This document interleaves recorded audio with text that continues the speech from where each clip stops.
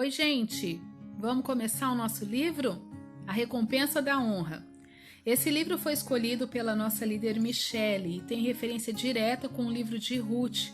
Por isso, antes de começar a leitura, vamos dar uma refrescada no perfil de Ruth? Quem era ela e o que nós podemos aprender com ela? Bom, o livro de Ruth traz para a gente 3 personagens centrais e é ao redor deles que toda essa linda história de amor se desenrola. Há alguns anos atrás eu tive a oportunidade de desenvolver um projeto intitulado Reconstrução, a História de Ruth, e tive que estudar profundamente esse livro, e eu tive muitas experiências durante esse processo. Temos aí primeiro Noemi, a sogra de Ruth, uma mulher forte, solitária, que ficou viúva, perdeu o marido e os filhos e ficou apenas com as noras. Uma delas partiu, foi embora, mas Ruth seguiu Noemi. A Noemi teve a vida dela restaurada pelo amor de Ruth. Temos Boaz, ele poderia se enquadrar naquele verso da música de Roberto Carlos, Esse Cara Sou Eu. Durante a montagem do espetáculo, eu sempre ficava imaginando ele tipo um grisalhão, o George Clooney, tipo, uau. Ele era um homem de caráter íntegro, forte, corajoso, rico, observador, amoroso, e ele se tornou o protetor e o provedor de Ruth. Ele assume então a tipificação perfeita do caráter redentor de Cristo. Ruth era uma moça jovem, altruísta, corajosa, deixou a família e tudo o que conhecia para fazer o que era certo. Era temente a Deus e o seu amor se refletiu em uma vida de dedicação a Noemi e a sua família. Ela era leal e fiel, Ruth nunca abandonou a sogra mesmo não tendo mais nenhuma obrigação com ela. Ela era submissa, ela ouvia os conselhos de Noemi e Boaz, e eles que eram mais velhos e experientes do que ela, Ela era muito inteligente, sempre procurando boas estratégias para que os seus planos dessem certo, era decidida e forte, além de muito trabalhadora, e trabalhou arduamente e ganhou o respeito de todo mundo. Uma palavra define a história de Ruth: honra. E porque ela honrou a Deus e a todos ao seu redor, Deus também honrou a Ruth e tirou ela de uma situação de miséria e vergonha e a trouxe para a linhagem real de Davi. Nós vamos ler este livro que vai nos trazer uma dimensão muito maior sobre a honra e de como vale a pena obedecer, seguir este conceito divino. Vamos começar? Capítulo 1. As recompensas esperam por você. Honra. Embora seja uma virtude quase extinta no século XXI, este conceito ainda tem o poder de nos comover. Nos filmes, uma demonstração de honra pode levar às lágrimas ao testemunharmos a coragem e o sacrifício. Reveja os grandes sucessos de todos os tempos e você encontrará a honra entremeada em seus enredos. Aplaudimos a sua virtude de forma indireta, mas onde está a honra na nossa vida diária? A noção de que ela possa ser vivida em nosso dia a dia tornou-se um elemento estranho à nossa geração, percebe? Quero ver a honra restaurada aos filhos e filhas de Deus. Ela é a chave essencial para recebermos de Deus, e é exatamente por este motivo que o inimigo de nossas almas simplesmente eliminou o verdadeiro poder da honra. A honra traz consigo grandes recompensas que Deus quer que você receba. A honra tem o poder de aprimorar grandemente a sua vida. Você está prestes a embarcar em uma jornada que o levará para mais perto do coração de Deus, o autor de tudo o que é digno de honra. Oro a Deus pedindo que essas verdades reveladoras afetem a sua vida de uma forma profunda e prática. Muitos só aprendem, infelizmente, essas lições no final de suas vidas. Por esse motivo, o apóstolo Paulo escreve com urgência: acautelai-vos para não perderdes aquilo que temos realizado com esforço, mas para receberdes completo galardão. João era um homem velho, com aproximadamente 1 século de idade quando escreveu estas palavras. Ele compartilhou seu discernimento adquirido a duras penas para que hoje fôssemos beneficiados.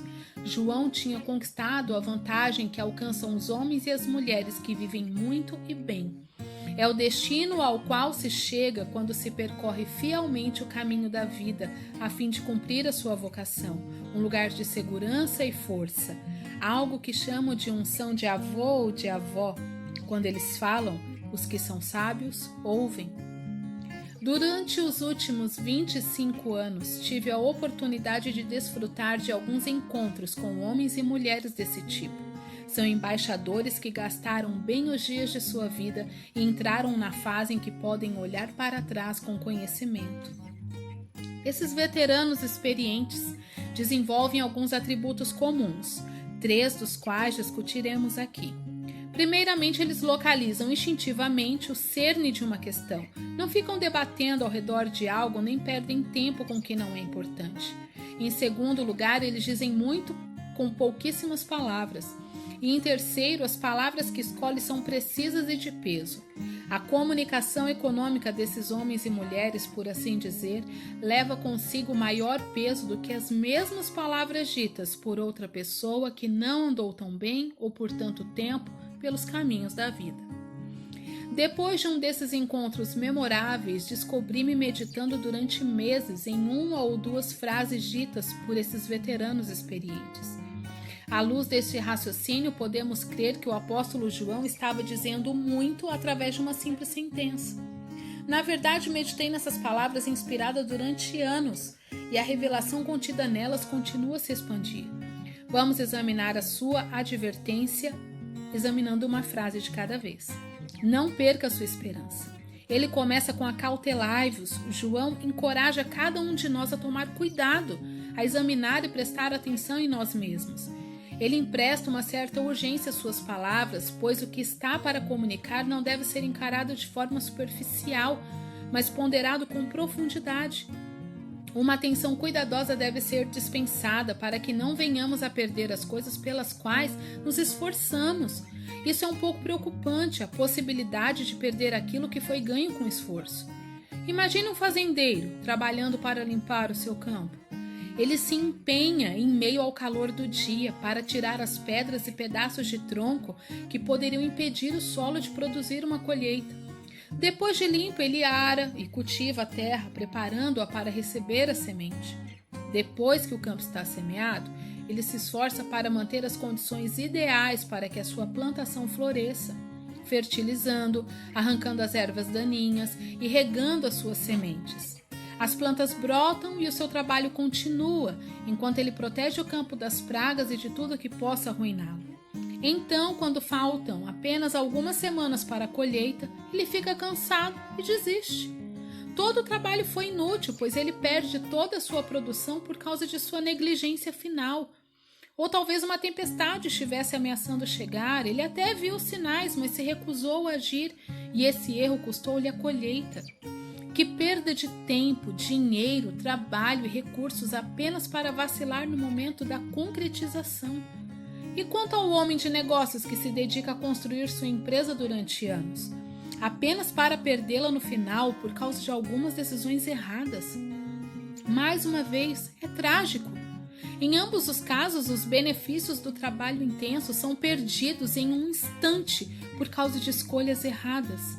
E é por isso que as Escrituras nos encorajam repetidas vezes a terminarmos bem.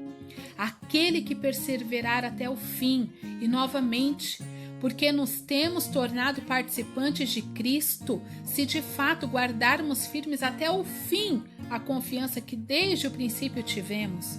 E ainda ao vencedor que guardar até o fim as minhas obras. E a lista continua. O cristianismo não é uma corrida de velocidade, mas de perseverança. Portanto, não é a forma como começamos a corrida que conta, mas sim a forma como a concluímos. O modo como a terminamos é determinado pelas escolhas que fazemos, e estas, em geral, são formadas pelos padrões que desenvolvemos ao longo do caminho.